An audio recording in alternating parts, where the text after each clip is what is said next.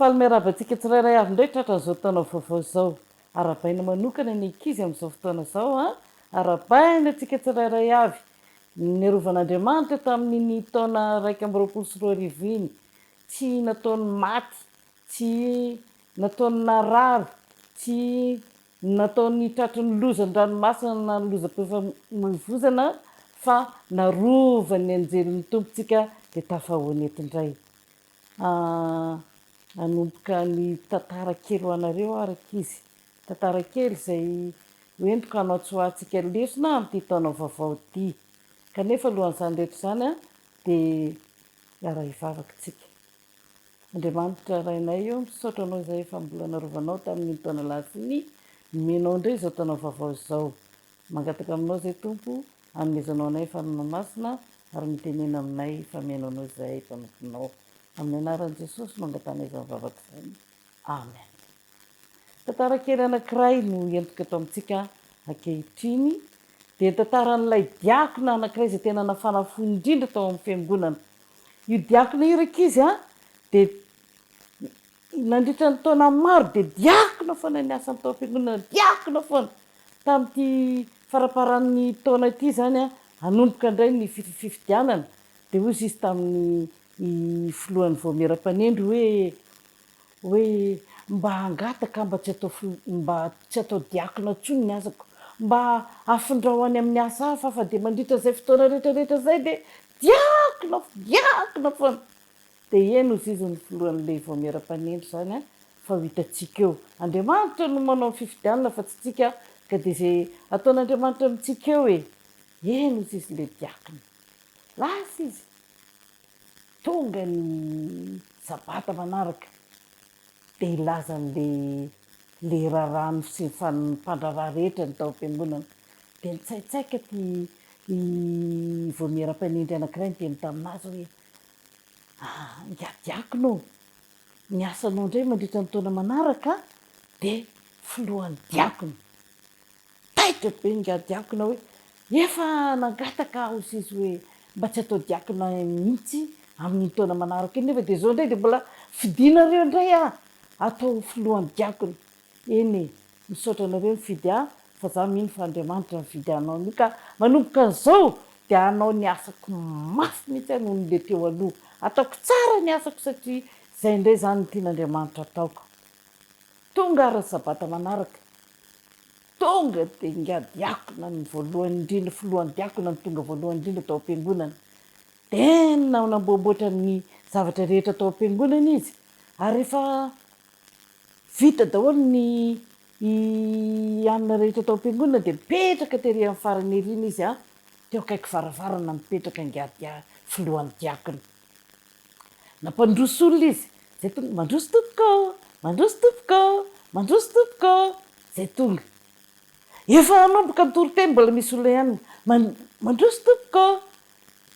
Hiditra ny toriteny pastera mbola miteny ihany izy hoe mandroso tompoko, mbola misy olona tonga ihany. Dia efa tena hanomboka mihitsy mitsangana pastera toriteny, endry mbola misy olona tonga ihany eo ambaravarana. Taitra ny filohan'ny diakona hoe iza ty olona ty, olona hafahafa be, tsy mahazo miditra ianao. Hatramin'izay ny olona nampidiriny daholo hoe mandroso tompoko, mandroso tompoko, tamin'ity ndray mandeha ty, tsy mahazo miditra ianao. Fa nahoana tsy ampidirinao izy ilay olona teo ambaravarana, tsy mahazo miditra ianao. Za hiditra ka, ianao tsy mahazo miditra, tsy hitanao zanak'Andriamanitra daholo inge reo aloha reo reo tafiditra ato am-piangonana reto zanak'Andriamanitra daholo, tsy mahazo miditra ao ianao, inona ny ataonao ao? Azafady ngadiakona, izao no teneniko anao, misy tsy zanak'Andriamanitra reo fa misy zanako reo. Iza raiky izy ilay olona teo ambaravarana? Iza? Satana ny teo ambaravarana. Tsy nentina ampidiriny ngadiakona izy. Hozy izy le diakona hoe aza dalainao ny olona ato am-piangonana fa mihaino toriteny anie ireo zanak'Andriamanitra ireo, hihaino ny tenin'Andriamanitra ireo. Dia hozy izy Satana hoe azafady atoroko zavatra ianao, jerenao rehetra kizido rehetra, fampikitikitika ny ataony, fampitorotoroka ny ataony, fampitsikikika ny meme ny ataony. daholo reo zizyngiasa tany ana daholo reo jereo ndre reto zazavavy kely reto zazavavy explorateur reto eny fa pitapita sary eny ny zavatra ataony jereo fa iny sary anankira iny ny ampisevony amin'ny namandiavy daholo ny ankizy vavy rehetrarehetra mijery iny ty sary nahitany folo pointy ty sary nahitany tany ambory tany Majunga tamy vakansa teo de mijery sary ny ataony tsisy mihain'ny toriteny pasteur reo daholo reo zizyngiasa tany jereny le diakona tokoa zany ny ataon'le zazavavy explorateur atoroko zavatra fa ndray anao izy le satana tamin'ny ingadiakina jereo reo tsy tovitovolahy retsy enonao ndresany miresaka mitabadaba fotsiny ataoreo enonareo tsy fantatry langa fa lasa mifindrany amin'ny Real de Madrid Mbappé anahoana zao ny PSG resaka baolina fotsiny ny ataony eo tsy miaina zay toriteny pasteur izy daholo reo ozy ingasa tany manaraka zany jerenao retsy olon-dehibe reo manino ndreo ozy izy ingadiakony jerenao hoe olona efa lehibe nareo olona efa matotra mbola ataonao inona reo ozy izy ingasa tany jereo fa manamboamboatra lamba ny ramatoa rehetra manamboamboatra ny akanjo ny lehilahy lehibe rehetrarehetra maka toerana tsara izy jereo am'izay fa anaiky fotsiny ndreo matory daholo ny ataon'ireo daholo reo izy izy satana ndray ozy izy le diakina jereny tokoa le olon-dehibe fa matory fotsiny ny ataony ao am-piangonana fa tsy mihaino zay toriteny pasteur akory andraisantsika lesona zany tantara zany ndraiky izy enontsika daholo ny zavatra nytenen'ny ngasa tana teo satana de miezaka vakitsika ao amin'ny petera voalohany toko 5:9 maonona tena miambeny fa ny devolo fahavalonareo mandehideha tahaka ny liona mierina mitady zay arapany vakitsika tamin'ny amin'ny anaran'i Jesosy miteny averiky ndray mandeha maonona tena miambena fa ny devolo fahavalonareo mandehandeha tahaka ny liona mierina mitady zay arapany de toizatsika kely ny teny ndraiky izy ny 5 de nytapany voalohany ihany toero izy ka miorena tsara amin'ny finoana ianareo zay mibaiko ny tompo ho amintsika mba tsy ho azon'le devolo ratsy fanahy tadiavinao anazy daholo ntsika ao am-piangonanao de rehefa manao zavatra de manao zavatra amin'ny fo zay voalaza ao amin'ny Kolosiana toko 3 vakitsika amin'ny anaran'i Jesosy Kolosiana toko 3 ny 7:20 ary na inona ataonareo de ataovy amin'ny fo tahaka ny ho an'ny tompo fa tsy ho an'olona ny zavatra rehetra ataontsika de tokony ataontsika amin'ny fo eritreretintsika ho an'Andriamanitra foana zavatra ataontsika ary ny andraikitra zay omeny ny tompo atsika de atao eritreretintsika ho an'ny tompo de aza vela hiditra satana de zany lesona zany ho raisitsika poraka izy tsy ho adalodalain'ny satana atsika rehefa any am-piangonana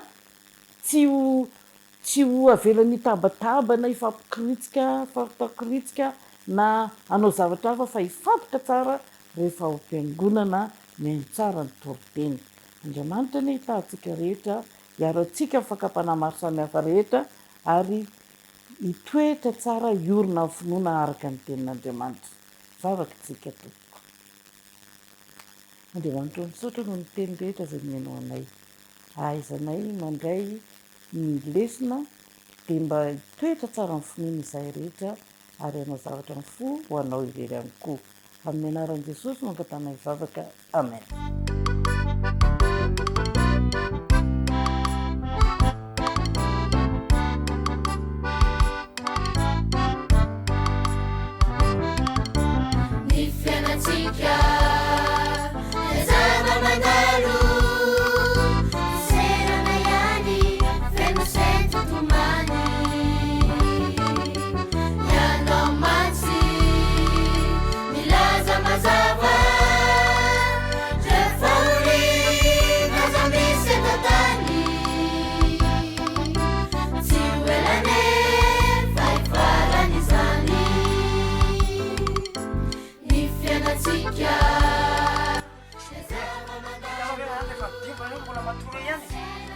tenena sognandro zao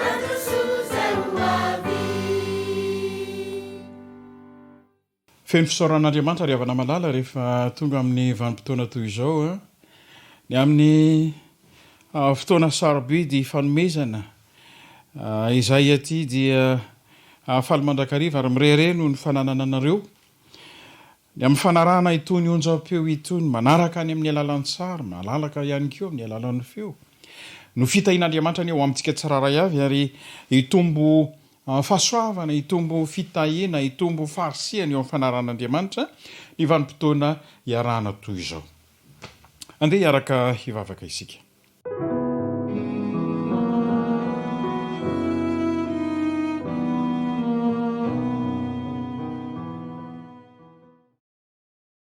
itompo tsara indrindra sy masina ny an-danitro ny midera sy misaotra no atolotray mba ho fenony fanatrehanao ny fotoana toy izao ampoka ny fo mahatsapa fa miraidia aminao izahay tia fivoarana izahay tia fileferana eo anatrehanao izahay ary tia manatona anao amin'ny fanetrentena ray tsara indrindra ny an-danitro meteza hanafery any mandritry ny androm-piainanay ankehitriny ihany koa ihany teninao izay ankehitriny hitondra fitahim-panahy ho anay eny amin'ny anaranao Jesosy Kristy amen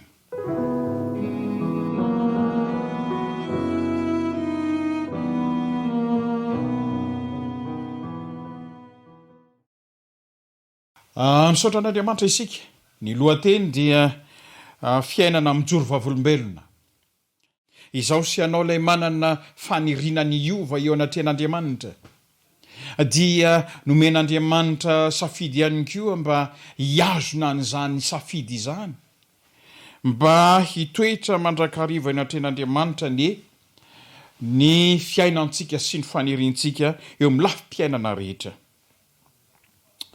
ao amin'ny Korinthiana voalohany toko fahasivy ny fito amby roapolo dia misy teny anankiray izay iombonan'ny maro ary ambetindresaka ihany koa ankehitriny ny amfanahafa natoany nataony Paoly i Paoly lay apôstôly izay niaritra fisedrana mafy apôstôly lay nanana farisiany amin'ny fanatonan'Andriamanitra dia nanatsoaka ny ampahanteny entina mamaritra ny targetram-piainany, ny miteny manao hoe fa asiako mafy ny tenako mangana ka andevoziko fandrao na dia efa nitory tamin'ny sasany azy aho dia ho lavina kosa ny tenako. Ity teny hoe andevozana ity ry havana malala no anompanantsika fijery lavidavitra kokoa satria io ny famerana ny filana ao anatin'ny fiainana maolombelona. Asiako mafy ny tenako mangana ka andevoziko. Andevozona avokoa ny filana rehetra. Ny resaka isika tamin'ny andro voalohany ny amin'ny momba ny Esau izay nampivelatra ny fitiavan-komany ary nahatonga fampitehana ny amin'ny safidy izay nomen'Andriamanitra azy. Eo amin'ny fanomezan'Andriamanitra mihitsy ny tobatobainy ary ny tsiratsirainy na namarotany an'ilay fizokiana tamin'ny alalan'ny vary sy voanemba tsotra kely. Ary izay toe-javatra izay dia nahatonga an'Andriamanitra hamaritra ny lalam-piainany tsy araky ny sitrapon'Andriamanitra. Inona no efa simba ihany koa taminao ry havana malala? Tamin'ny fanobatobana ny fanomezan'Andriamanitra kanefa tsy ny nasianao akony akory zany teo amin'ny fiainana. Nisy membro ny fiangonana kristianina io ry havana malala izay nanana faniriana ny ampivelatra ny fiainany araky ny sitrapon'Andriamanitra dia nangataka izy teo anatrehan'Andriamanitra ny hoe Andriamanitra omeo an'izao sy ny toy izao aho mba ahafahako manompo anao. Ary nisan'izany fiara anankiray izay mba ahafahany manatitra ny kristianina rehetra na ny membro fiangonana any amin'ny toerana lavidavitry ny fiangonana rehefa avy mivavaka dia mba io no asa ataony mba ho fanompony namany. Indro koa fa novalian'Andriamanitra ny vavaka ary dia nomeny zany. Taty aoriana lasa ny eritreriny ka tsy hiazona ny fanekeny teo anatrehan'Andriamanitra. Raha ohatra ka voadiny nanaovany an'izany teo anatrehan'Andriamanitra dia ny tsy andoavanao vola na sara no andreto olona ireto vava latsaka ny azy ary dia nofenon'Andriamanitra fitahiana ny fiainany. Izao anefa tateoriana nangatahany sandany ary sandany mioampampana ny nomeny. Raha tsy hanomena ireo ny membra fiangonana dia tapaka ny fifandraisantsika tsy omeko ny fiarako. Inona moa no azo atao fa dia tsy nomeny ny fiarany. Roa volana tateoriana dia fongana ny fiara, fongana ny fiainany iray manontolo. Taorian'izay vao lasa ny eritreriny. Nanompana ny fomba fijeriny iray. Mba handinika inona no anton'izao dia nahatsapa ary ny jorovavolombelona andranomaso tamin'izay fotoan'izay izy manao hoe noho ny tsy nitazomako ny tenin'i Jehova, noho ny fitiavako arena mihoatra ny sitrapon'ny tenako manokana dia notsoahan'i Jehova teo anatrehako ny fanana. Ry havana malala, rehefa notoloran'Andriamanitra fitahiana isika dia manana fanajanany zany eo anatrehan'Andriamanitra. Io no antony ny antom-pisitsika eo fanaran'Andriamanitra. Ao amin'ny Korintianina voalohany toko 7 dia misy fanambarana izay tsy azo ialana. Korintianina voalohany azafady toko 7 ka ny andininy 9. Io Korintianina io dia anisan'ny tsokevitra ihany koa no raisin'ny Paul tamin'ny fotoan'andro mba ho filamatra ireo izay ifanakaiky bebe amin'Andriamanitra. Korintianina voalohany toko 7 dia izao ny fivakiny amin'ny anaran'i Jesosy Kristy. Tsy fantatrareo va fa tempolin'Andriamanitra ianareo ary ny fanan'Andriamanitra mitoetra ao anatinareo? Raha misy ny manimba ny tempolin'Andriamanitra dia mba ho somban'Andriamanitra kosa izy fa masina ny tempolin'Andriamanitra dia ianareo izany. Amin'izao vaninandro izao rehefa niresaka isika nandritry ny herinandro momba ny hoe fitiavan-komana manimba ny toe-panahy io ry havana malala. Ary tiako ilentika eo amintsika tsy raharay avy mandrakariva mihitsy ny hoe ny fitiavan-komana ity nge mahosa ny ara-panahy izy ity, mahavotsa ny finoana izy ity, manimba ny finoana mihitsy aza. Ary tokony ianao safidy tsara ny amin'izany isika. Fa ity tenantsika ity maso dia fitaovana manandanja mihitsy ampivelarana ny saina eo anatrehan'Andriamanitra ary fanorenana ihany koa ny toetra izay tian'Andriamanitra ho tonto saina. tokony atolotra eo ambany fifehezan'ny hery ambony momba ny tenantsika rehetra. Izaho sy ianao zao rehefa nomen'Andriamanitra aina vatana saina mandinika dia tokony handinika ihany koa inona no entinao hampandrosoana ny asan'Andriamanitra. Izany safidy izany dia tokony hitoy isan'andro. Zava-dehibe loatra ny fikolokoloana ny aim-panahy sy ny toetra, ary tokony fehezana mantsy ny faniriana rehetra ka atolotra eo ambany fehezan'Andriamanitra. Ny faniriana izay tokony hapetraka dia tokony fehezana eo anatrehan'Andriamanitra.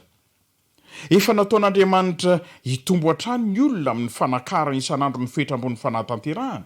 Ity resaka fanaovantsika eto ity zany dia fotoana izay azo anararaotana sy andinian-tena fa fetra izay tian'Andriamanitra anatrantrarana ny fetra ambony fahatanterahana izy ity, ary hanampy antsika Andriamanitra raha tena mikatsaka fanampiana aminy tokoa isika. Ny fanantenantsika mitondra fahasambarana ho an'ny ireo tontolo ireo mantsy dia miankina fitompontsika amin'ny fiainana ara-panahy, miankina amin'ny safidy. Inona ny safidy izay tokony ho raisinao? Ny amin'ny fanomezana lanja ny tombontsoa an'Andriamanitra. Rehefa mifikitra amin'Andriamanitra amin'ny finoana tsy azozongozony Daniela ohatra dia tonga tamin'ny herin'ny fahatanterahana. Rehefa nomena azy ny andraikitry ny olona eo amin'ny adidiny dia nampianaran'Andriamanitra anaiky ny zava-miafy ny taonjato ho avy izy mba haneho amin'ny taranaka ho avy amin'ny alalan'ny sary anohitra ireo zava-mahagaga izay miseho amin'ny andro farany. Tsy ambany noho Daniela isika, fa safidy no iombonantsika aminy. Tsy misy afaka hieritreritra mihitsy hoe izaho dia ambany marefo, satria vao tsy ela ary isika nyresaka momba ny hoe i John neka tsy misy lehibe noho i John. Kanefa any amin'ny fanjakan'ny lanitra indray dia mifamadika amin'izany, ny kely indrindra amin'ny fanjakan'ny lanitra dia lehibe noho i John. Afafy zany fanambaran'izany ry havana malala. Zay tsy maintsy anandramantsika dia n'izao fa ny safidy raisiko sy ny safidinao mitarika antsika eo amin'ny fiainana mandrakizay. Anisan'ny mamelombelom-bolo ny fahalalana ny sitrapon'Andriamanitra eo amin'ny dingana rehetra izay tokony ho izorana. Izaho sy ianao ilay nanantena fitahiana, izaho sy ianao ilay manana antoka ao amin'ny ho avy, dia nokendren'Andriamanitra anana fitoviana amin'ny olo-masina sy ny olona ndray famonjena ihany koa. Aza manaiky Kristy eto amin'ity zao tontolo izao ity, ary aza manaiky baikony Satana amin'ny fitiavan-komana. Fa resy isika raha amin'izany. Fa amin'ity dingana indray manokana ity andeha hanapa-kevitra isika ry havana malala. Fa ny dingam-piainana tsara dia manaton'Andriamanitra mpanetry ny tena. Fotoana sarobidy teo anatrehako ny nanaovako safidy ny amin'ny lalan'ny mpitandrina ry havana malala, ary tiako ny mametraka an'izany fa raha mbola vao 5 taona monja dia atao ampokony hoe tsy maintsy hanao ny asan'ny mpitandrina. Sarotra ny lalana ny zorana, sarotra ny safidiny raisina. Kanefa rehefa mizotra ho amin'izany na sarotra aza dia isaoran'Andriamanitra fa novahany ny toe-javatra rehetra.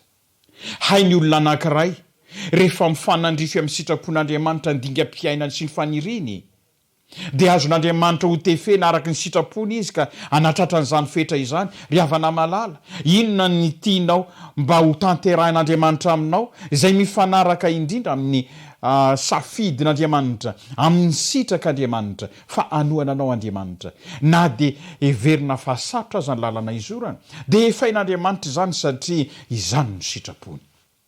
Tsy misy zavatra sarotra eo anatrehan'Andriamanitra, ary fanampy mihitsy aza ny maneho an'izany mba hampahalalaina amin'izao tontolo izao fa raha zanak'Andriamanitra isika dia tsy maintsy tafahoatra n'ilay dingana sarotra takarin'izao tontolo izao, fa tsy maintsy tratra antsika izany. Iza no efa nanao fanandramana ny amin'ny fiarana amin'Andriamanitra hatramin'ny mpianatra aza, fa rehefa mijoro ho an'Andriamanitra mandritry ny fiainany ka misafidy ho an'Andriamanitra mandritra n'izany rehetra izany dia omen'Andriamanitra ny faharisihana sy ny fahafenoan'ny fiainany. Toy izany ihany koa ny finoana, inona ny mbola tsy tratranao fa omen'Andriamanitra amin'izao fotoana izao. Afaka mangataka isika amin'izao fotoana izao ry havana malala. Raha mbola kely ny finoana izay ao anatintsika, mangata ampaharetana fa hanome an'izany Andriamanitra. Ny sitrapon'Andriamanitra izany no reharehana amin'izao fotoana izao. Ny sitrapon'Andriamanitra no andao ambeti ny resaka mandritry ny fiainany. fa izany asa fanompona izany no entin'Andriamanitra hanamboarana antsika mandritry ny fiainana. Ny resaka momba ny mpitondra tena atao Zarefata isika, zay tsy tena voiziny mpitoroteny moa ity fanambarana ity, ary vitsy ny mpitoroteny te hiresaka an'izany, ty asa nataon'ny mpitondra tena ataony Zarefata ity. Fa tiako ny manitrikitrika ankehitriny fa ity asa fanompona nataon'ny mambra ho an'ny mpitandrina ity dia asa fanompona ananan'Andriamanitra adidy ny amin'ny anonerana izay rehetra mafoy tena ho an'ny mpiasany. Raha tiantsika ry havana malala, ny hotahian'Andriamanitra amin'ny lafim-piainana rehetra to an'ny mpiasan'Andriamanitra. Ary izany lalam-piainana izany no ahafahanao mandray anjara ihany koa. Raha ho avy Kristy amboninahitra, io ny kintana izay omen'Andriamanitra amin'ny fotoana rehetra. Ary ny zavatra mahafinaritra indrindra dia izao hifanatona isika. Raha avy Kristy amboninahitra amin'izay fotoana izay, dia hifanatona isika ilay olona izay voarain'Andriamanitra voavonjy noho ny aminao, angamba mety pira isika, dia misy olona nihetsi-po tamin'izany fotoana izany ary nanao fanapahan-kevitra fa hanatona an'Andriamanitra. Dia natonanao izy amin'izay fotoana izay manao hoe lay hiranao mihitsy angeny nahatonga nanapa-kevitra dia ho tody amin'ity toerana ity ary hanompo an'Andriamanitra amin'ny fahafenony aty mandrakizay isika. Ho faly isika amin'izay fotoana izay noho ny fanatrehan'Andriamanitra. Ary dipifaliana fa tafara ihany isika. Andriamanitra mifahasoavana ary havana malala no ampombaina antsika tsiraray avy noho ny fitarihan'Andriamanitra ka nahatanteraka izao dindinika sy ny afatra sarobidy nomena antsika izao. Herinandro ny lalovana, inona ny fiovana zay tokony ho isy eo aminao. Ny faniriana dia ho tontosa antsakany sy andavany ny fanirian'Andriamanitra ny amin'ny fampiakarana ny tanjam-pinoana atanjaka indrindra, ka raha ho avy Jesosy Kristy ho feny fifaliana ny ho avintsika. Ivavaka ary isika.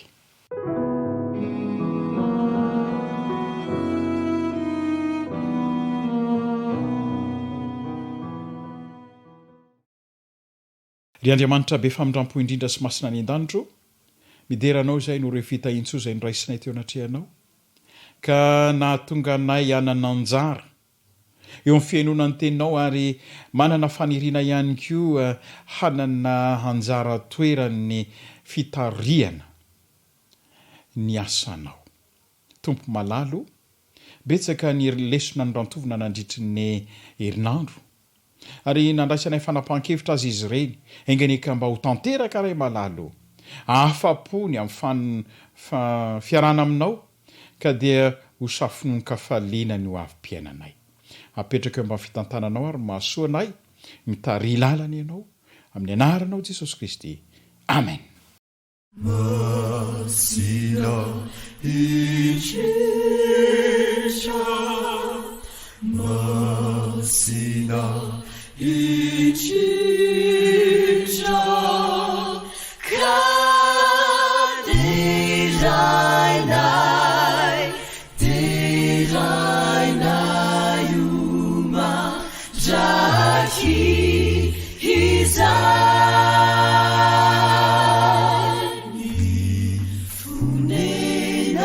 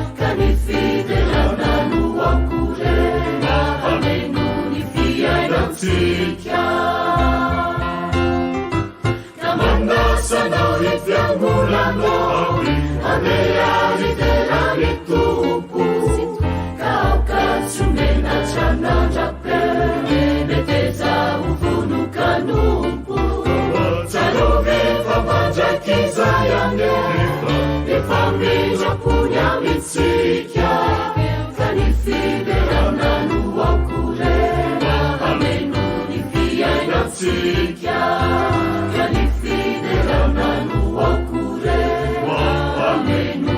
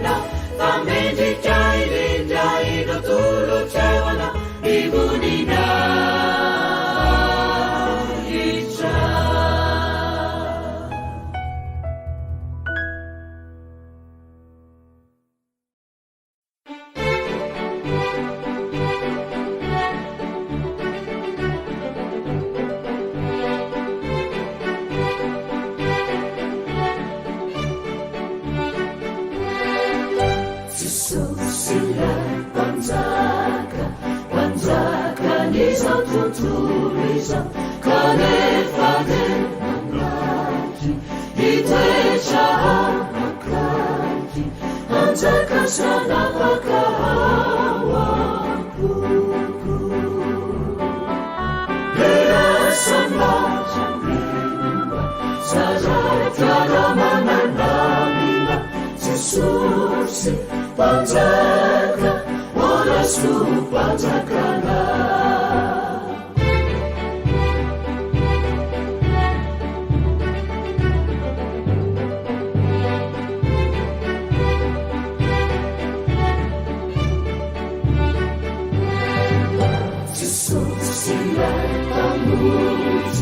pamuzi iza kutuliza nangasakaizani amuti tulipani amutani kunifianaku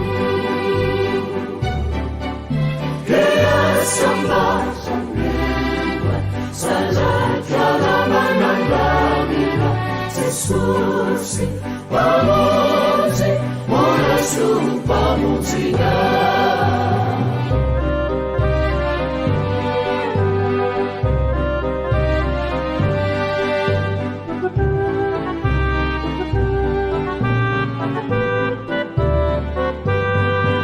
sesusia kuwaki anapamiza kutuliza nizasikula zena nahitani masura nomadini huluva majakiza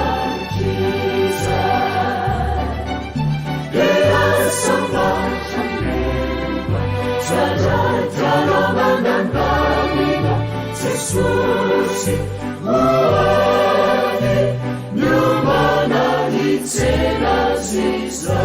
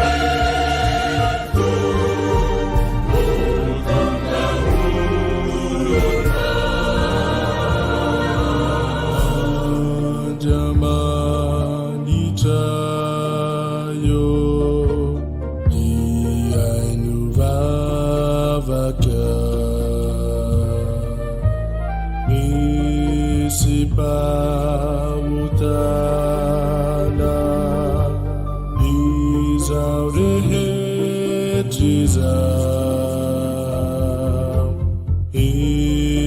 manyala tamina nandany fitiavana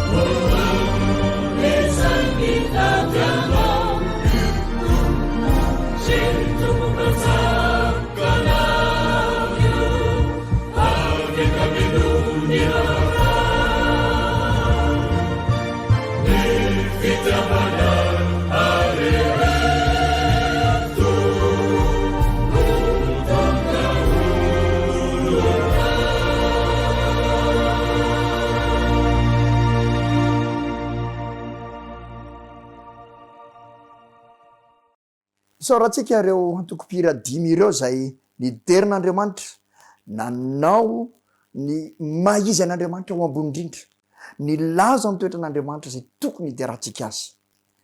Ankehitriny indray dia hiditra amin'ny tapahany faharoa isika ka ny tapahany faharoa de ireo amin'le fiainantsika mihitsy fiainantsika andavanandro no apetraka amin'Andriamanitra ilay tokony toetratsika mihitsy satria zava-dehibe loatra manao izany amin'izao fanombohan'ny taona zao no nataon'Andriamanitra amintsika ao amin'ny Isaia 1:7 ihany ka ny andininy 9 sy ny 10. Fa ianao ry Israely mpanompoko sy Jakoba zay nofidiko taranak'i Abrahama sakaizako ianao zay efa mitantanako avy tany amin'ny farany tany ary nantsoko avy tany tsisy ny ka nylazako hoe mpanompoko ianao efa nofidiko ka tsy mba nariko. Ry havana zany koa nataon'Andriamanitra amiko sy aminao nataony tamin'ny Abrahama zany nataony tamin'ny zanak'Israely zany teny zany hoe mpanompoko sy efa nofidiko ianao ary tsy mba hariko. Tadidio tsara fa i Abrahama de nataon'Andriamanitra ho ambassadeur mihitsy ary rehefa aveo de nataony loharano ny zanak'Israely loharano nipoiran'ny fanjakan'Israely. Ny zanak'Israely de nataon'Andriamanitra ho fanjakam-pisorona mihitsy ary firenena masina nantsono amin'izany. Izaso ianao koa de antson'Andriamanitra no fidiny manokana amin'ity taona 2024 ity no fidiny manokana ary tsy mba ho ariny. Noho izany de mila mahatoky azy tsika eo amin'ny fiainantsika handeha aho izany ny tokony ataotsika handeha aho satria no fidinao Andriamanitra de handeha aho ka de amin'ity tapany faharoa ity de hojerentsika mihitsy ireo fomba tokony anantsika miaraka amin'ny fanahy masina ny fanana fanirina ao anaty ao hoe tena anao ny sitrapon'Andriamanitra ny fanekena fa Andriamanitra de mainy zavatra rehetra Jesosy no mpanafaka ary izany zavatra izany no tokony fiainantsika amin'ity taona vaovao zay misokatra ity de izao manana toky fa tsy ho arian'Andriamanitra satria no fidiny manokana. Andao ary araka amin'reto antokopira 5 reto indray sika hamakivaky izany faniritsika ao anaty zany hanehotsika ny fiainantsika amin'ity taona 2024 ity. Andao ary Nifaniriko mitoetra wampo hutiana hutituku anatanteraka nisitraka wanakimitenirao Jesu fantatrao tokony heliko fantatrao tokony fianako fanirana wampaheri nifumenana tuku Jesu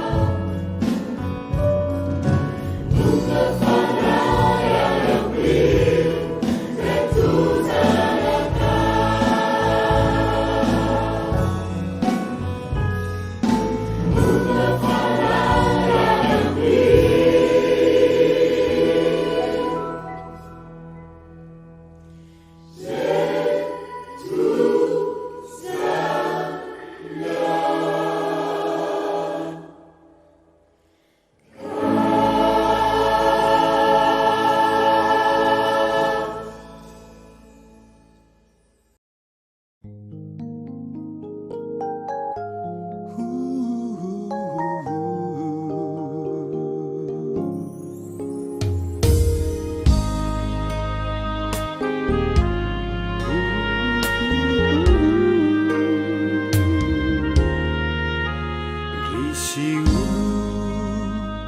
舐めるかバブにさたnagadai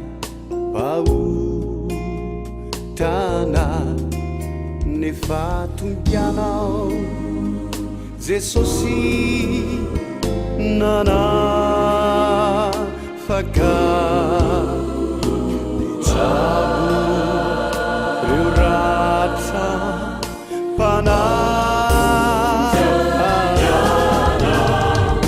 Isaka ni mavituku yana ni papi ireu taku na kalitera teka anvari kamati lukulai fiti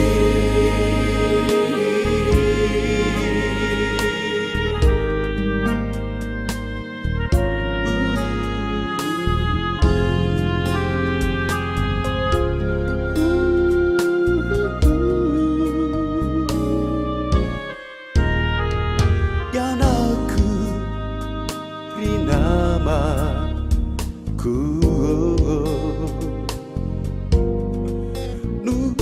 Nubeninyai Mahufa Navutanana Ku iduraisu Litana Bitya Vani Esi Evaka Na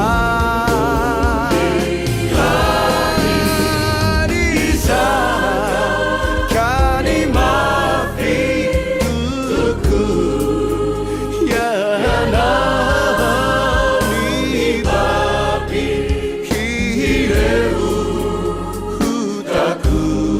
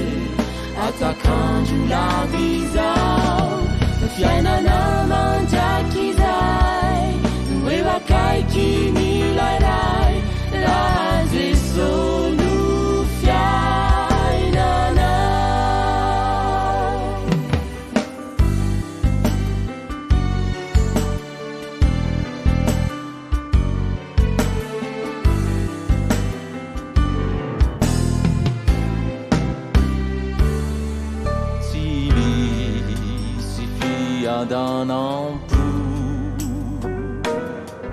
grazie ho anilany Jeso ka namafiazany manjosy faoriana antso Jesosy ka hany mitalao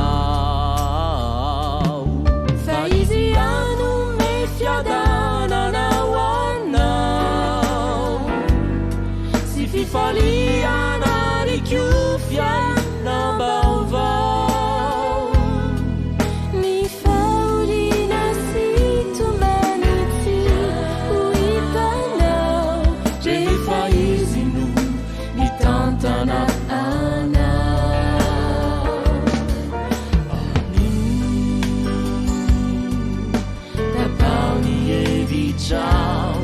azabe atakanjo lavizao fiainana manjakizay hoe wakaiky nilaray la Jeso no fiainanao fa izy anome fiadanana ho anao sy fifaliana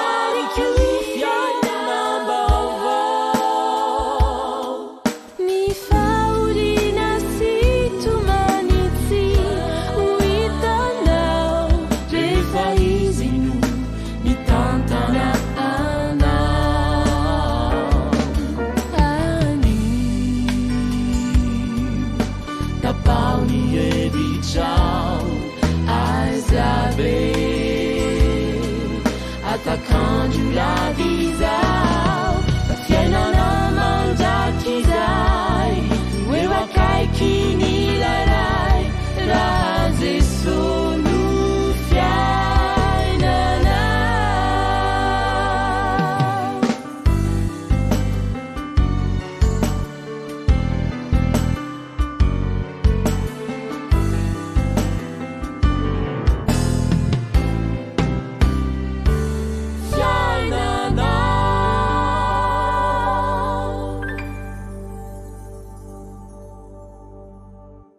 manana vahiny tokoa tsika androany a tsy zany a fa ny dokotera Razafindrakoto Andriadina iresaka amintsika momba ny intoxication alimentaire izy androany miarabanao dokotera miarabanao ta pasteur miarabany mpanaraka ny oazisy ihany koa ya androany tsika dokotera de izara amin'ny ireo mpiainaotsika ny atao hoe intoxication alimentaire na fanapoizinana ara-tsakafo inona no tena famaritana azo iresana zany dokotera arak'izay efa nilazanao azy teo zay dia aretina izy io zany zay azo avy amin'ny fihinanana sakafo voapoiziny mikroba izany misy otrika aretina zany tafiditra ao amin'ilay sakafo de iny no tafiditra any amin'ilay olona de mahatonga an'ilay tsy hoe intoxication na hoe fanamposinana fa sanatrin' zany totika anaty fonoteny hoe tsy hoe misy manamamosavy akory fa le sakafo mihitsy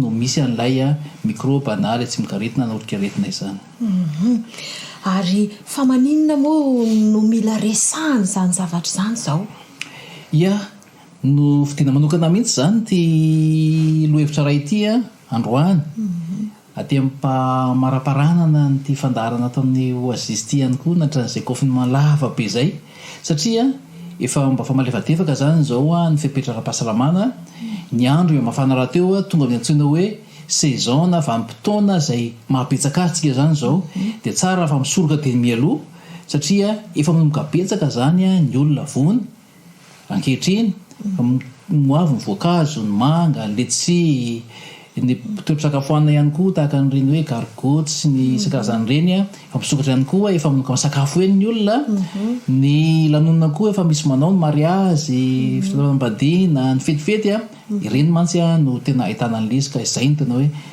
ilazantsika azy manokana azy androany marina tokoa zany dokotera ary hita ohatrany hoe efa tsy de mitandrina ntsony koa ny olona ie tena izay tiako antaninanao dokotera hoe inona ary no mitondra nyo otrika aretina io ia ity tena zava-dehibe ty fa ny intoxication alimentaire de tafiditra amin'ny antsoina hoe maladie de Mensal. Mila tsiny amin'ilay terme teknika fa aretin'ny tanana maloto.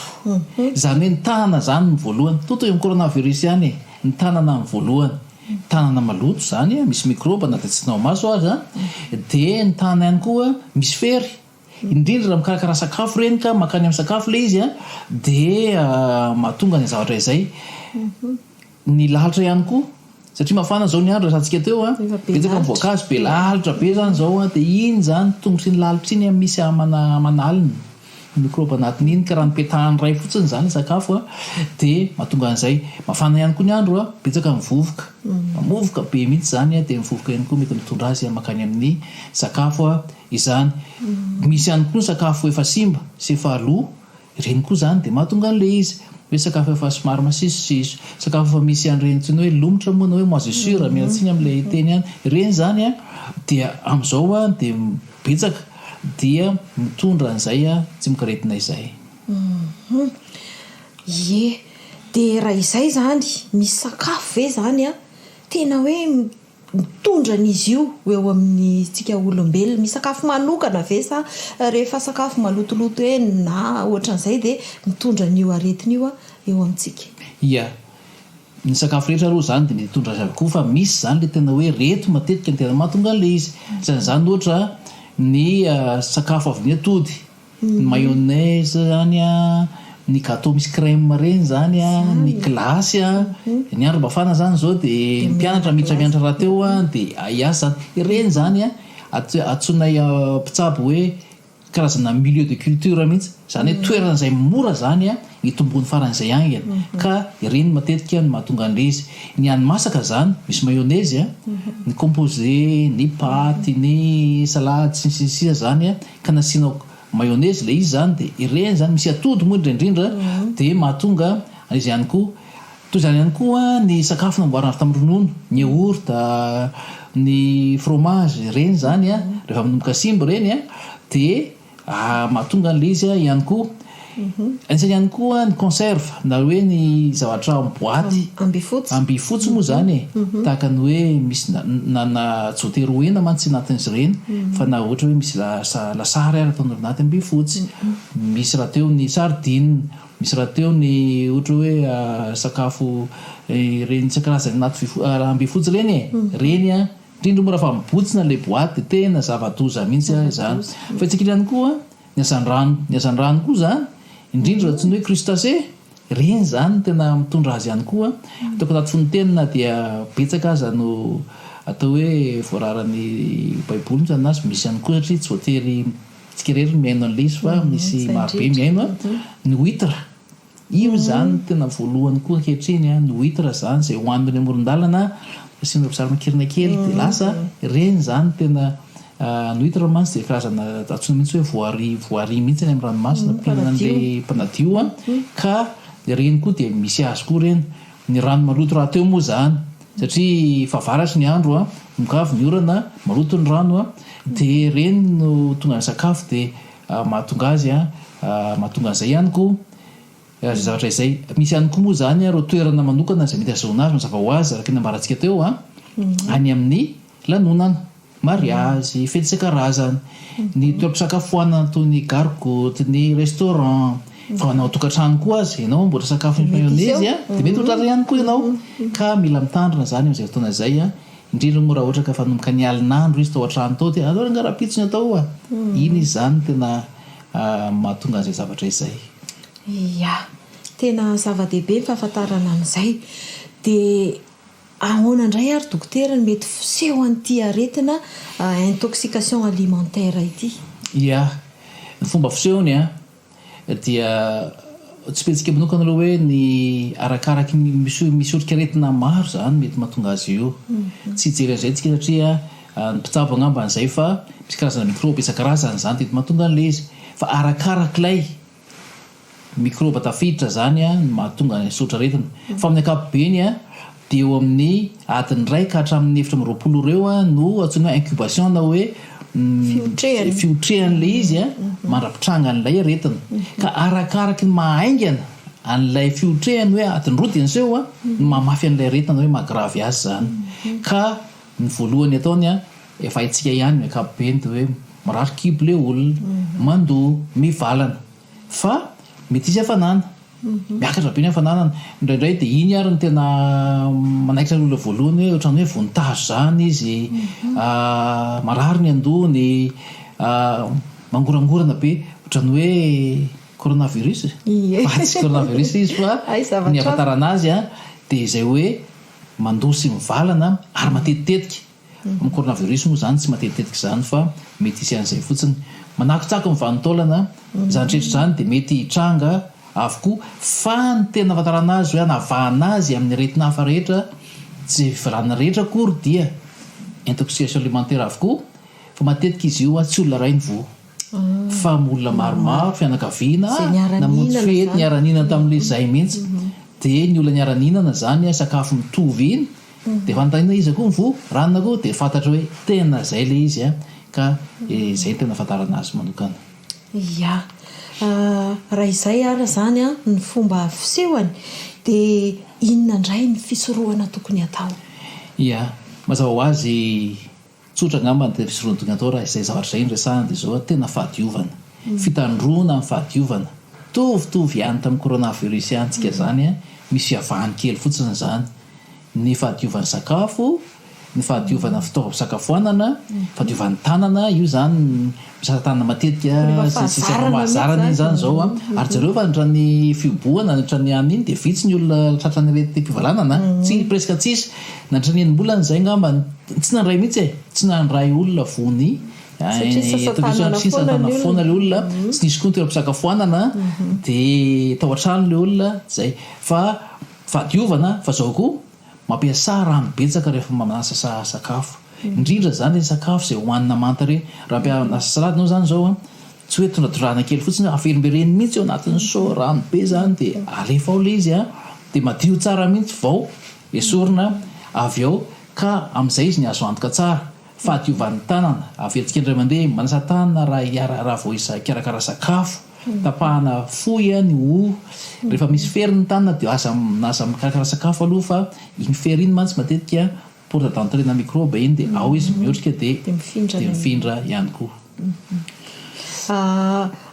ahoana moa zany dokotera fanontaniana kely fotsiny hoe raha ohatra zany hoe re zavamanta reny zany a sasana amin'ny savony mety mba isy vokany ve zay salady sasana amin'ny savony ohatra zany ny savony ngamba aloha tsy fanasana sakafo hoanina satria raha mampivalana indray le savony fa ny atao zany a suro mety de ny permanganaty koa mety ihany koa fa le izy fotsiny zany rehefa ataonao matetitetika izy zany a na madio tsara de tsy mampaninina mihitsy tokony tsy haninina ay raha izay zany no hoe tena zava-dehibe zany de le fahadiovana zany a de ahoana indray ary zany ny afatarana fa hoe madio ty toerana ity satria mandeha ny olona zany eny a de mety misalasala izy hoe nadio ve le zavatra nataon'le olona tao isakafo ve isika na teny anivony lanonana izy zany a de mety mieritreritra izy hoe tena nadio tokoa ve le zavatra nataon'le olona inona ny fehipitra zany a afatarana an'izay zavatra izay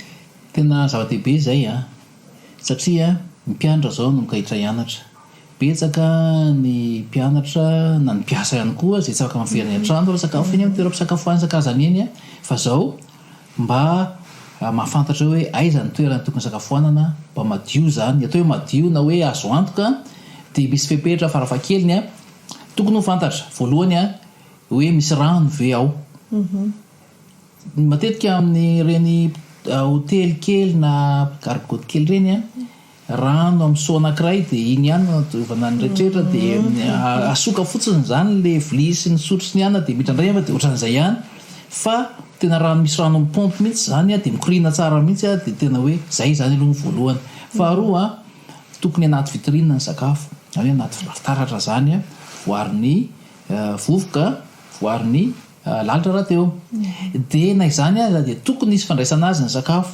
ina le ohatran'le ino filazana an'ireny pince ohatran'ny pince kely zany a andraisana sakafo fa tsy raisina tanana de am'izao fotoana zao zany a tokony efa mana tablier ihany koa tahaka ny dokotera ny Fanao sakafo. Ie, arivava moa zany manao masaka raha teo zany satria mba tsy tena fa zay mihitsy. Tetina tsara ohatra ka afaka manao gant. Nefa fabitsaka zay fotoana zao a. De ny tena idéal tahaka an'ireny le ina moa le chef moa le mpikarakara sakafo an'ireny manao an'ilay satroka iny satria ny volo no tena mitahiry mikroba be indrindra ka raha misy milatsaka makany dia iny hoe volo ray ve lasa anatin'ny ronono ray baolina dia izy nisotro an'iny intsony tsy misotro intsony fa tena iny mihitsy anaovana azy mba hiaro an'ilay izy izay zany farafahakeliny a tokony ao ankoatra ny zavatra hafa zay majinijinika zay tokony mbola tandrovana fa ireo zany mba jerevana rehefa andeha sakafo amin'ny toeram-pisakafoanana anankiray ianao. Misaotra indrindra. Dia izao indray ary dokotera hoe raha ohatra ary zany ka efa mbiakoditra zany ty zavatra ity niseho ilay aretina zany dia mety misy ve raha atao atokantrano niseho zavatra ny loza zany le tsy fahasalamana mety misy ve zavatra azo tonga dia atao ao an-trano ao? Ia, zay indrindra tena anton'ity fandarana ity mba misy zavatra hoe mety vita ao an-trano indrindra raha mikasika manokana nyty hoe fanampozinana ara-tsakafo ity ny fisehoany moa tsika eo dia hoe fivalanana sy mandoa ireny dia manary rano noho izany dia misotro rano betsaka ary misy moa zany mampiasa esero na manamboatra raisy valo tsika zay efa hainy tsy atokantrano mamboatra raisy valo zany ny azadiny fotsiny rano 2 litatra dia siramamy 4 sotro dia sira 2 sotro dia rehefa mamadika fa tonga dia mangidy sira be sotro kely le sotrony terena ampiasaina fa tsy le sotro be akory no anatin'le izy dia sina voasary makirana kely sina karbonatra kely ihany koa ndray mitsongo tsy maninona fa ity no rasantsika manokana hoe azo ampiasaina tsara ny charbon fandrahoana any amin'ny pharmacie fa misy amin'ny pharmacie zany mba tsara mitahiry an'ireny foana ny fianakaviana misy ny andrahoana koa mazotsika ampiasaina fa somary manerana keliny ny toto an'iny charbon anaty fatanao iny zany le anaty gony reny dia kikisana zany azo atao na ny doziny ary tsy dia tsara loatra ka amin'izay fa raha tena tsy misy zay vao mampiasa an'izay fa charbon fa misy any amin'ny pharmacie fa bien dosé tsara hoe 500 mg ny azy dia ny ampiasaina raha olon-dehibe zany raha vao tratra ny fivalanana sy mandoa dia mihinana 2 comprimé maraina 2 comprimé ny atoandro dia 2 comprimé ny hariva ho an'ny olon-dehibe zay raha kizy eo amin'ny 2 taona ka hatramin'ny 12 taona eo dia ray maraina ray atoandro ray hariva sasakely sasa eo amin'ny ray taona ka hatramin'ny 2 taona eo indray dia atsasa maraina atsasany taona atsasany hariva lasaka ny herintaona izy dia aleo tokony dokotera manao azy fa zay ireo zany matetika dia mahavita azy dia tsy mila makany dokotera raha tena intoxication tsy tena hoe grave be le izy amin'izay fotoana izay rano zany charbon dia matetika mahavoasoroka an'le izy raha tena tsy misy moa zany charbon tsisy tao rano dia ny charbon any amin'ny gony le andraotsika io kikisana dia asa poudre dia amin'iny ao misotro iraky ny sotro dité mahasolony anankiray amin'io à peu près ohatr'izay le izy fa fanamariana kely angamba dokotera eo amin'le hoe mitahiry fanafody alohan'ny hinanana azy angamba tsara ihany jerena le daty satria sao dia miteraka zavatoza mazava ho azy ka sy fitehirizana azy koa zany tehirizana tara amin'ny zavatra tsy azo ny amandona na azo ny masoandro fa tena zay kosa aloha tena zavatra mitombana zay rehefa inona ary zany no hoe tsy tokony ho tazominao an-trano intsony fa na tsabotsaboana arak'izay fieritreretantsika anazy ilay marary tsy hoe kory hoe efa zay moa natoron'ny dokotera zany dia charbon sy rano dia fa ao foana fa izay zany hoe provisoire na hoe iny zany atao aloha indraindray atsika tena malagasy hoe sery vitana malao indraindray tsy dia manao iny dia mahavita an'le izy fa reto kosa raha tena tsy mijanona le mandoa raha mivalana matetika loatra lay olona lay zaza rehefa miakatra be ny hafanany rehefa tena hoe reraka ny marary indrindra raha mifanitona iny zany dia tsy hevitra fa tsy maintsy mankany amin'ny dokotera ianao dia rehefa misy ny atsiny hoe fambarana fahaverezan-drano hoe signe de déshydratation dia tokony hoentina koa indrindra moa zany raha fitanao hoe misy mampiahiahy anao tsy voafehinao tsara le izy tsy mampiahiahy dia aleo mandeha foana fa tsy maninona mihitsy fa hatramora-tsaboana zany amin'ny ankapobeny zany tsy dia le microbe tafiditra amin'ilay olona mahafaty an'ilay olona fa le fahaverezan'ny rano matetika izay mahatonga ny hoe rano aloha na raha oviana hoe dia rano aloha dia asina charbon dia matetika mahasoroka an'le izy na izany fitsapony zay fa le fisoroana zany atsika teo fa adiovana sy ireo sakafo fantatra hoe rety le mamatongatonga azy a tiako toperakely ty amin'ny farany ty hoe ny mayonnaise a manokana de tokony a rehefa hihinana voakarakaraina ary tsy azo atao mihoatra ny adiny 3 a ny fitehirizana azy fa iny zany mariazy tonga amin'ny 3 vao misakafo nefa ny karakaraina tary amin'ny 7 maraina ny mayonnaise de any mahatonga ny lesika izay hita mpamarana moa zany de makasirehetra narikany naraka ny fandaharana de mirary ihany koa ny fitahin'ny tompo atsika rehetra fandrin'Andriamanitra raha teo ny hoe mbo salama sy ambinina amin'ny zavatra rehetra isika ao amin'ny jauna fahatelo andiny faharoa misy an'izay ka de zay mifandrina hoe taona lasan'izay zany ny coronavirus hiatrika ny asan'Andriamanitra tsika hiatrika vivin'ny tompo raha teo isy raha teo zany rehetra zany a fa itsakelan'izay a ao anatin'ny fahasalamana teraka ihany koa ny ohatrentsika zany misaotra indrindra dokotera dia mirary ny fitahin'Andriamanitra ho anao sy ny ankohonanao ihany koa atreo zany ny fandaharana momba ny fahasalamana iny dia aza mandrimandry manana aretiny dia aleo koa misoroka toy izay mitsabo dia mirary soa antsika tsirairay makasitraka ny madame pasteur makasitraka antsika naraka ihany koa raha vitana tompo amintsika rehetra veloma tompoko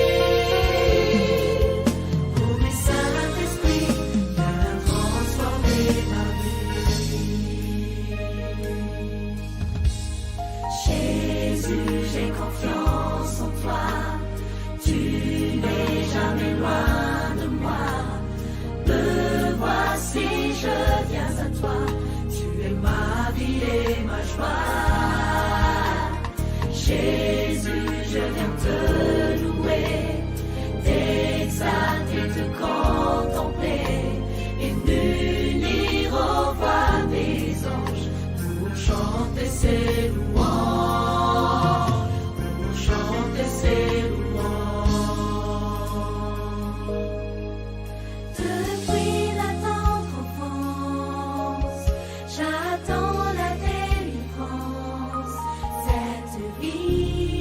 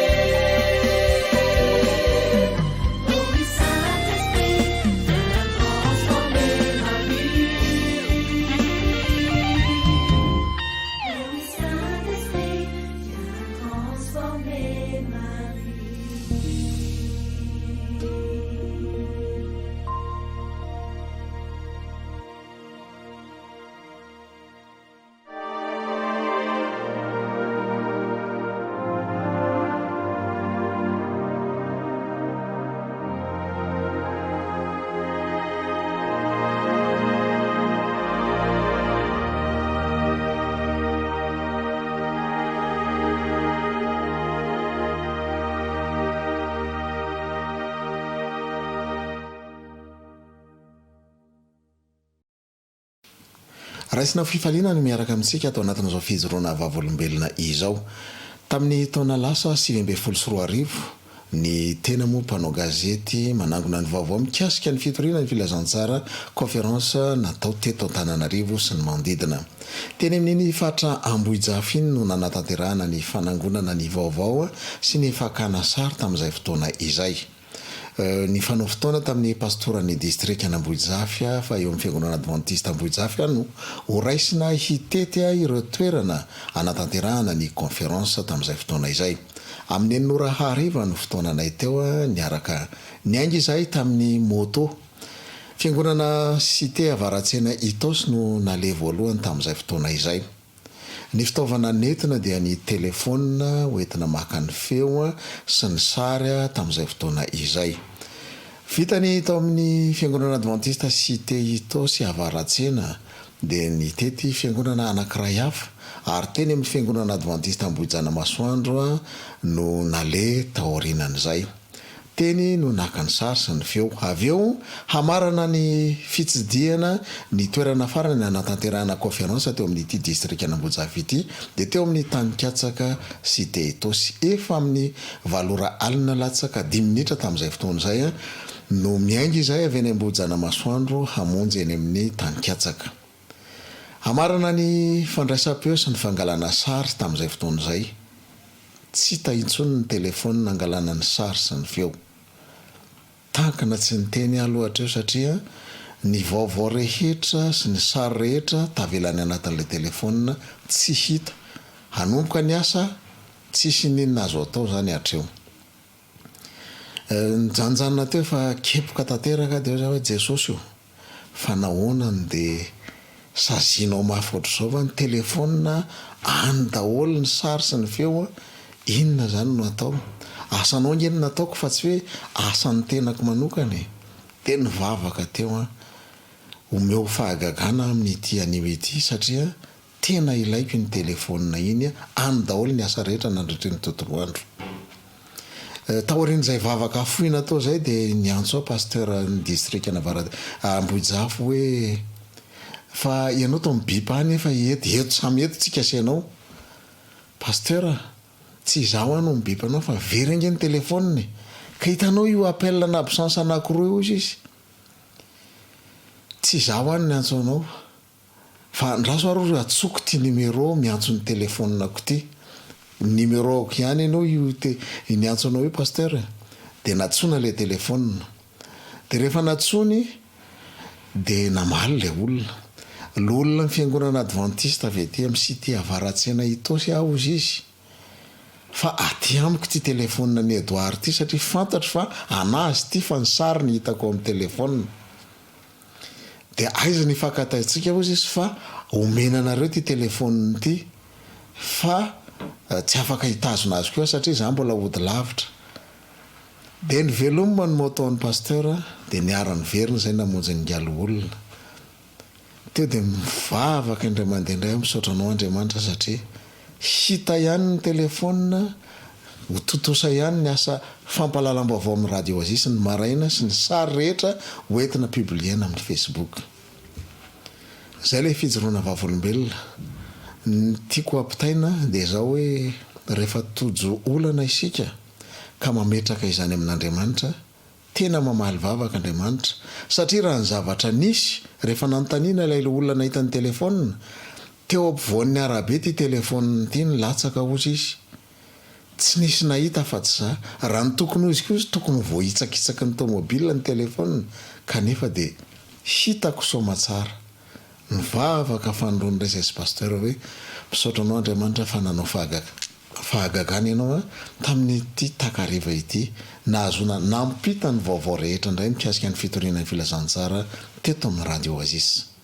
Izay ilay fijoroana vavolombelona mankasitraka antsika rehetra nanaraka izany hatramin'ny farany.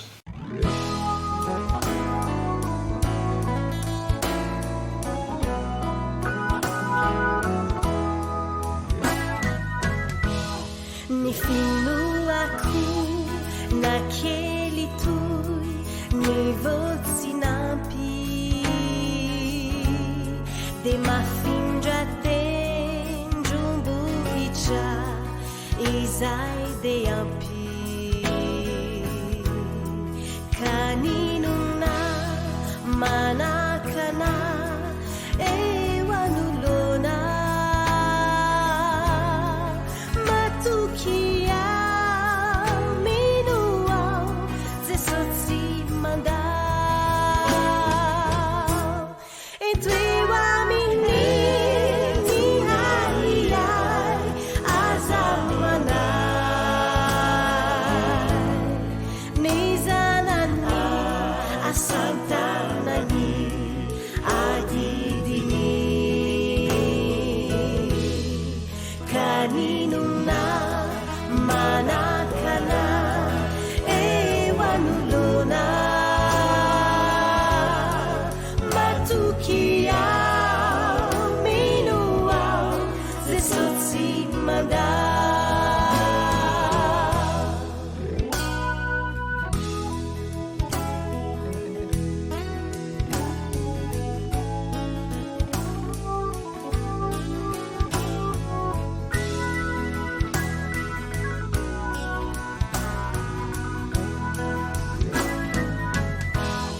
ny tanany iray de mitsotra mba hamonjy foana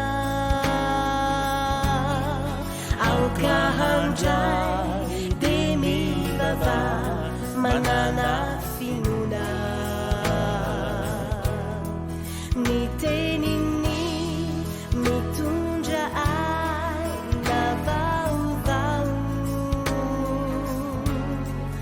izyatrizay ho mandrakizay tiako fantatra eto eo amin'ny tinahiyay aza manay ny zanany asantanany adidiny kaninona manakana eo anolona matoky ao mino ao Jesosy tsy mandao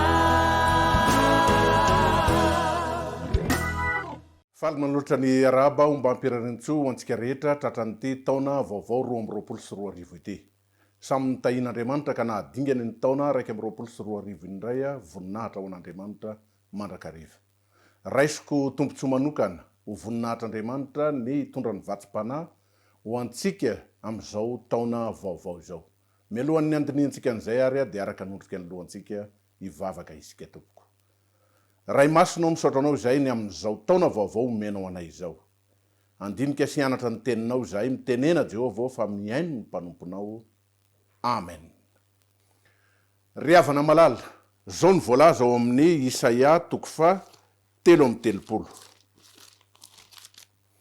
Isaia 3:7 vakintsika ny 2:20 sy ny 2:4 Isaia 3:7 ka ny 2:20 sy ny 2:4 vakintsika amin'ny anaran'i Jesosy fa Jehovah ny mpitsarantsika Jehovah ny mpanome lalàna antsika Jehovah ny mpanjaka antsika izy no amonjy antsika ary amin'ny 2:20 tsy isy amponinao ilaza hoe marary aho ny olona zay mitoetra ao dia voavela eloka ry havana malala ny famaofao nanomboka tamin'ny taona 2024 iny 2024 ny aina tao anatin'ilay aretin'ny ratsy coronavirus covid-19 isika ny tenin'Andriamanitra dia milaza fa tsy isy amponinao ilaza hoe marary aho ary ny olona rehetra zay monina any dia olona voavela eloka reo zany no ndeha ho vela belarintsika mandritra ny minitra vitsy ao amin'ny Jeremia 3:50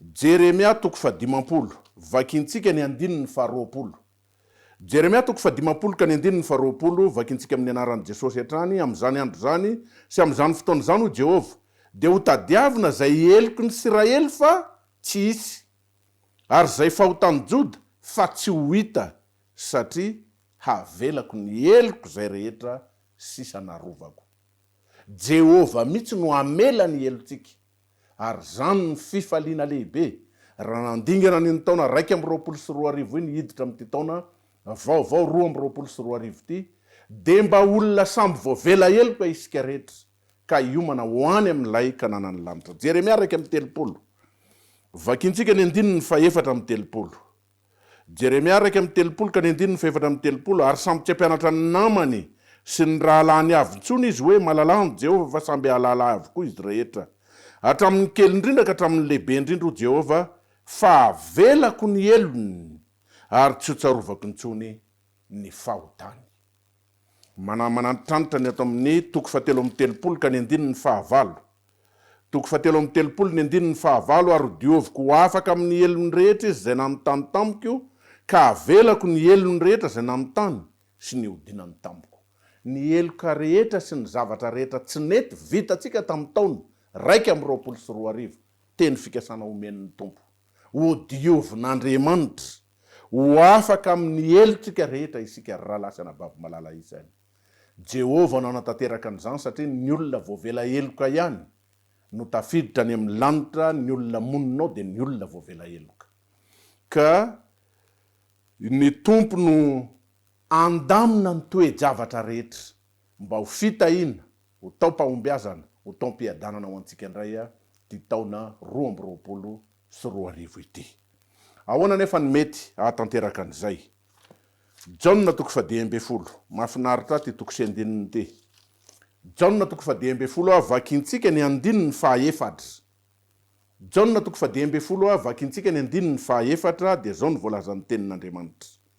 Tomoera amiko ary zaho aminareo. Tahaka ny sampany tsy mahay mamoho azy raha tsy miray amin'ny voaloboka izy dia toy izany koa ianareo raha tsy miray amiko. Tsy ho tanteraka zany toe-javatra rehetra zany. Miantso ny tenin'Andriamanitra, mila firaisana amin'ny Kristy. Mila miray aminy. Inona moa ny dikan'ilay hoe miray amin'ny Kristy? Mitoetra ao amin'ny Kristy.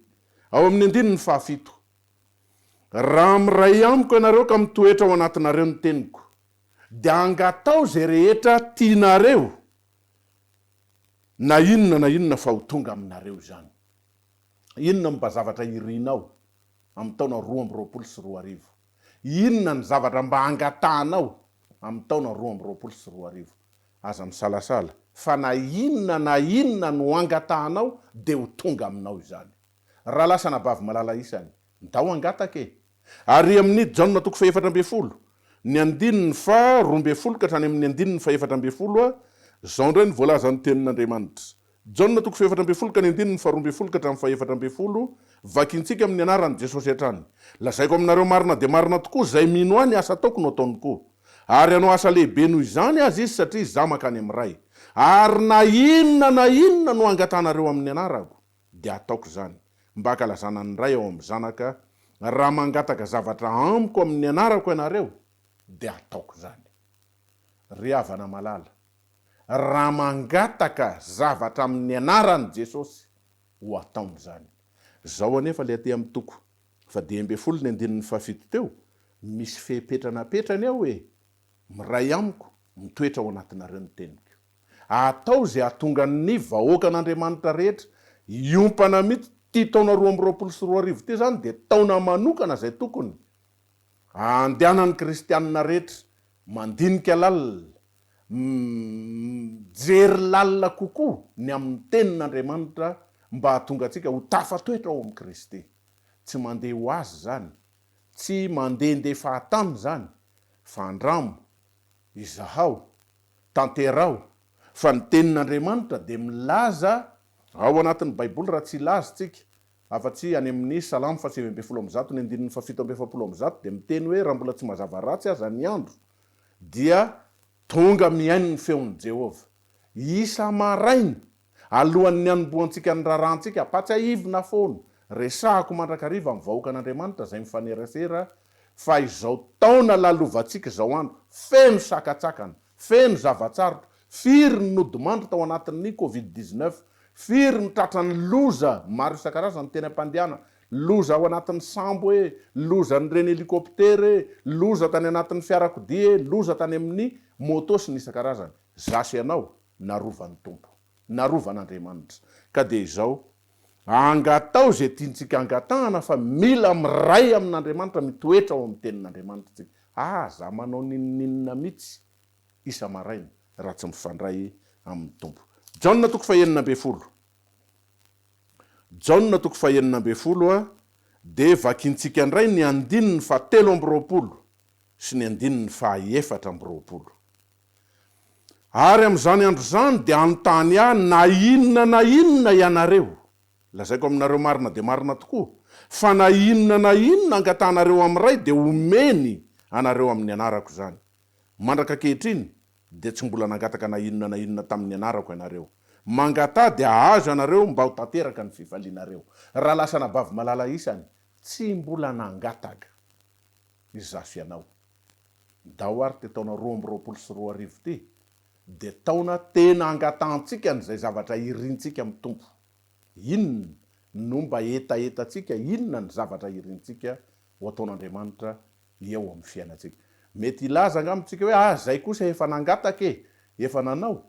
Fa mety nangataka fa zavatra anankiroa no mety mitranga. Voalohany, mety nangataka tsika fa tsy nay nangataka.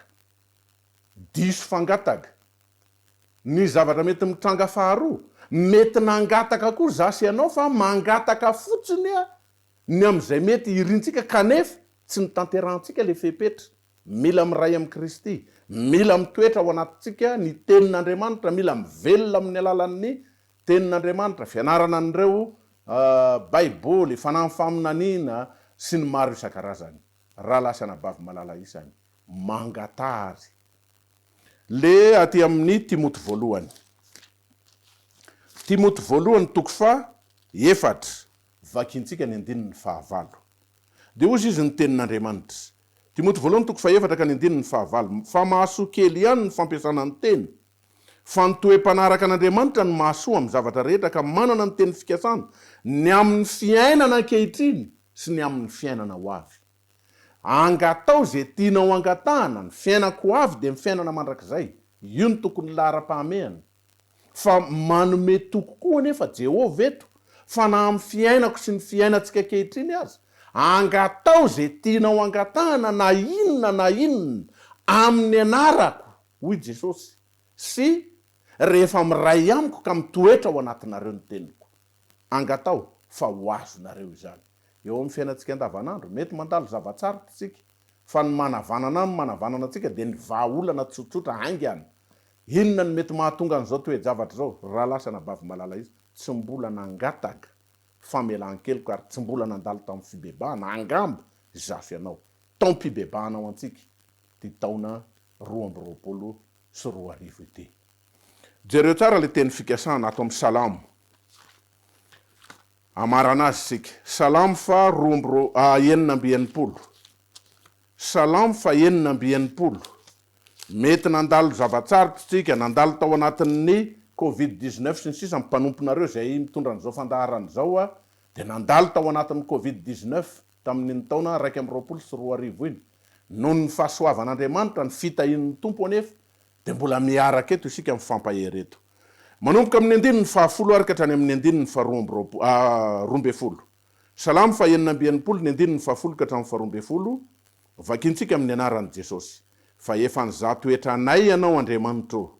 Efa nanadio anay ianao tahaka ny fanadio volafotsy amin'ny memy. Efa napiditra anay tamin'ny fandrika ianao.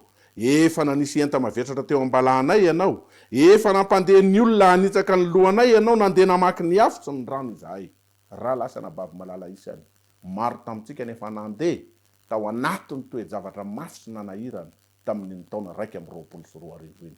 Fa ny teny fikasana amin'ny tapany farany amin'ny andininy fa 12 de ozy izy ny mpanao salamo. Ozy izy ny tenin'Andriamanitra. Fa nitondra anay ny voaka ho amin'ny fitahina mahatretrika ianao. Tanteran'ny tompo amintsika izany teny fikasana izany. Mba hivoaka ho amin'ny fitahina mahatretrika ny zanak'Andriamanitra rehetra sy ny mpanompon'Andriamanitra rehetra. Salamo fa 9:20 andininy farany ho raisitsika ny andininy voalohany. Salamo fa 9:20 andininy voalohany ka hatrany amin'ny andininy fahatelo tsy maninona. Salamo fa 9:20 andininy voalohany ka hatrany amin'ny fahatelo. Vakintsika amin'ny anaran'i Jesosy.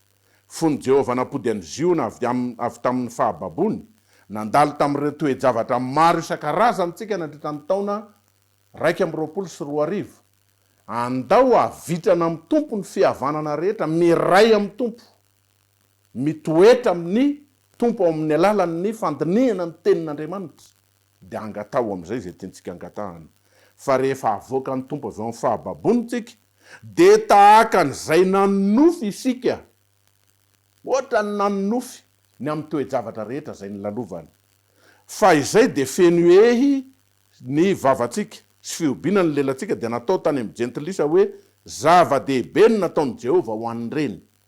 Eny, zava-dehibe ny nataon'i Jehovah ho antsika ka dia faly isika.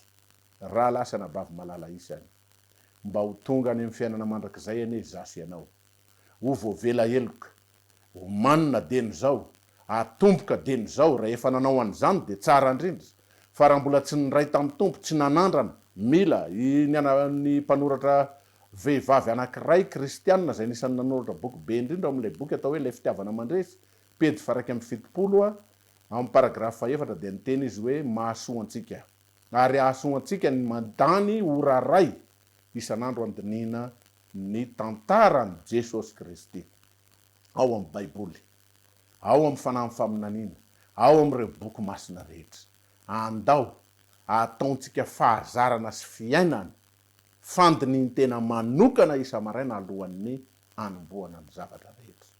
Tompo any no hitantsika, tompo ny ampahery antsika ny irariko dia ny ahatonga antsika menakavy iaona eo anoloan'ny ranomasina fitaratra rehefa ho avy ilay mpanjaka ny mpanjaka tompo ny tompo zay andrasantsika tsy ho ela intsony. Hitantsika ny tompo.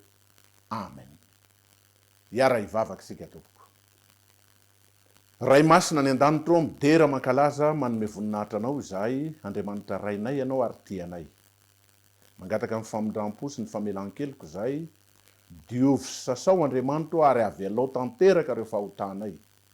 Rehefa voavela heloko izay tompo dia azo antoka lay teny fikasana izay nomenao fa ho tonga any amin'ilay fiainana mandrakizay satria hamonjy anay ianao ary tsy hisy tsony ny marary ilozanay ny Covid-19 ary hitoetra any amin'ilay toerana ho an'ny olona voavela heloko izay rehetra. Dia ny ety an-tany anefa dia omeo fananao masina izay mba azahoanay mahatanteraka an'izany rehetra izany. Tsy hainay ny manao an'izany raha tsy ny fanahinao no miasa. Ka dia vontoso amin'ny fananao masina izahay, tononinay ny vavaka ary angatahanay nonony amin'ny anaran'i Jesosy. Amen.